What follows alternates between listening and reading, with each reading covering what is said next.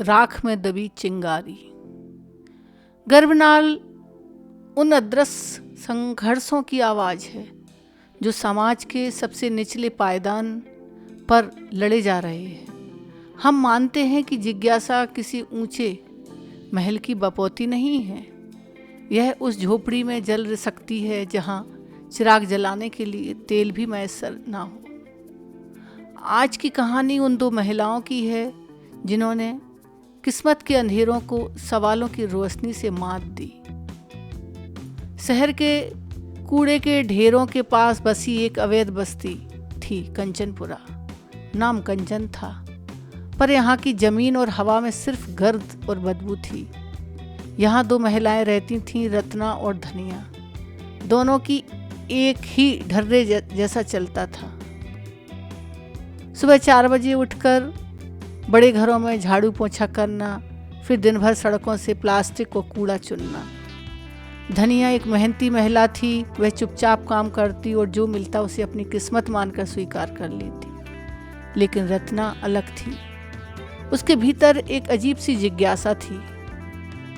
जब वह कोठियों में सफाई करती तो कूड़े में फेंके गए फटे अखबारों की तस्वीरों को गौर से देखती।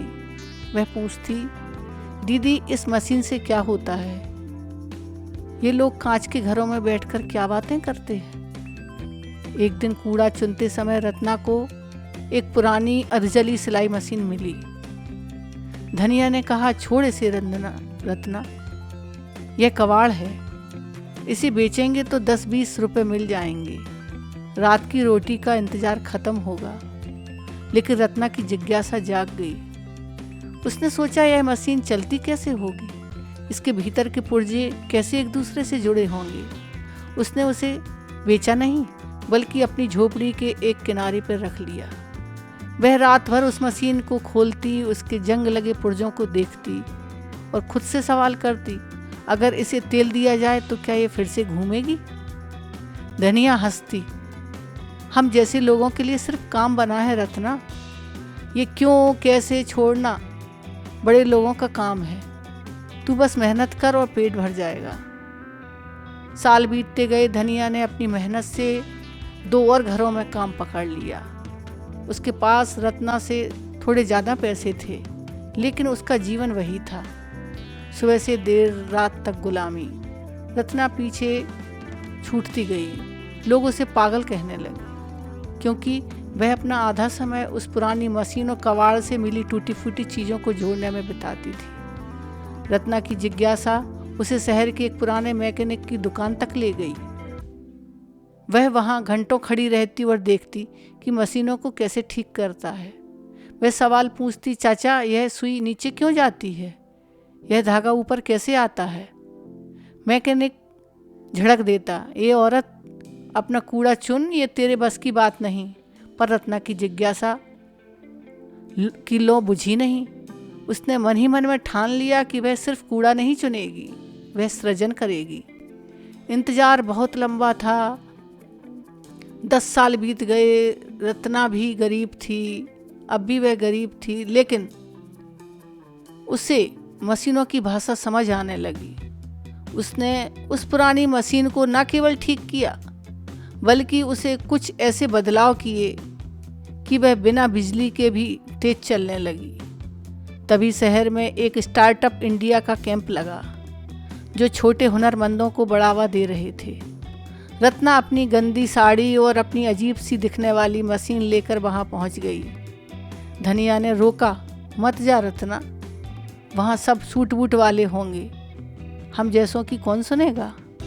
रत्ना का जवाब दिया, धनिया तूने हमेशा अंधेरे को स्वीकार किया। मैंने हमेशा सवाल पूछा कि यह अंधेरा क्यों?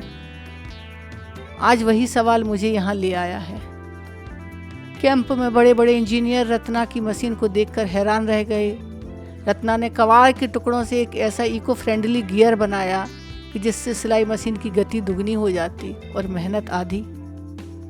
जब अधिकारियों ने पूछा कि उसने यह कहाँ से सीखा, तो रत्ना ने कहा, साहब किताबों से नहीं, कूड़ों के ढेरों से सीखा है। जब पेट खाली होता है तो या तो इंसान रोता है या फिर सवाल पूछता है। मैंने पूछना सवाल चुना। रत्ना को भारी अनुदान मिला और उसकी मशीन का पेटेंट हुआ। उसने कंचनपुरा में अपनी पहली सिलाई फैक्ट्री डाली, लेकिन उसने वहाँ सिर्फ टेलर नहीं रखे बल्कि जिज्ञासु लोग रखे। उसने धनिया को भी बुलाया। धनिया आज भी मेहनत करती है, पर रत्ना के यहाँ। धनिया की मेहनत सफल हुई, पर रत्ना की जिज्ञासा ने उसे मालिक बना दिया। यह कहानी हमें सिखाती है कि मेहनत सफलता का ईंधन है, लेकिन जिज्ञासा वह लौ है जो उस ईंधन की शक्ति में बदलती है। अगर रत्ना ने सवाल न पूछे होते तो वह आज भी कूड़ा चुन रही होती। जिज्ञासा ही वह लौ है जो भीतर के अंधेरों को सवालों से रोशनी करती है। रत्ना और धनिया की यह कहानी संघर्ष की उन परतों को खोलती है जिन्हें अक्सर अनदेखा कर दिया जाता है। गर्भनाल पर हमारा प्रयास है कि हम आपके भीतर की उस जिज्ञासा को जगाए रखें। याद रखें, सवाल पूछना बंद मत कीजिए, क्योंकि सवाल ही समाधान का रास्ता है। धन्यवाद।